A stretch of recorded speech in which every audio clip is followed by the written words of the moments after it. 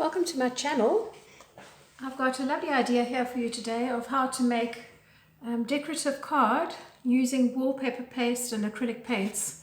I have in my little container here some of this wallpaper paste, which is thick and goopy, so I've just put in a little bit of water just to soften the consistency of this, and this won't take long. It's just really because the concentration in the wallpaper paste is really for hanging wallpaper, not for this technique, so we can afford to have ours slightly more liquid. Right, now I'm going to take some deep purple acrylic paint and I'm just going to squeeze it into one corner of my little foam tray. I like these foam trays because at the end of the day I can just hoof them into the bin. I'm going to start to gently mix this into the wallpaper paste, just so that I don't pick up on my brush a large concentration of pure acrylic without the paste. Okay, so that's the one. And then on the other side here, I'm just going to put a little bit of scarlet or whatever color you want it to work with. Red and purple always go nicely together in my mind.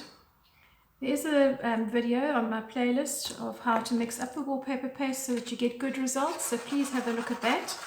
And there are other videos on different techniques with paste grain papers. But as I said, today we're going to be working with card. And the card that I've got that I'm using is a 160 gram card. I'm putting this onto a sheet of glass. There's a little bit of water underneath. Don't worry about that too much at all. So I'm now taking a nice big fat brush and I'm picking up some of this mixed paste that I've got, the acrylic and the wallpaper paste, and I'm just going to brush this on. The wallpaper paste dries far more slowly than the actual acrylic, so you'll find this gives you what is called an open time to be able to use it. The more you brush over the area, the more that these lines that you're getting from the bristles of the brush are going to disappear because you're going to push them into the paper. You can see already that's getting a lot smoother. Okay, now what I have here is just a crunched up ball of tin foil. And I'm going to use this gently to press into the background. It is lifting up some of the paint and it is creating quite a nice texture. So I've just softened that a little bit with the tin foil.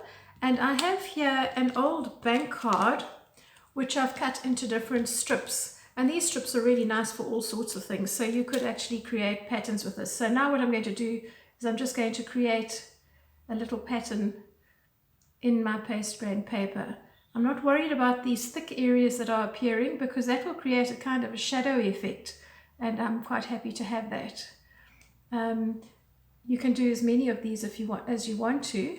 I think I'll probably only just do 3 because this is not a huge sheet of card,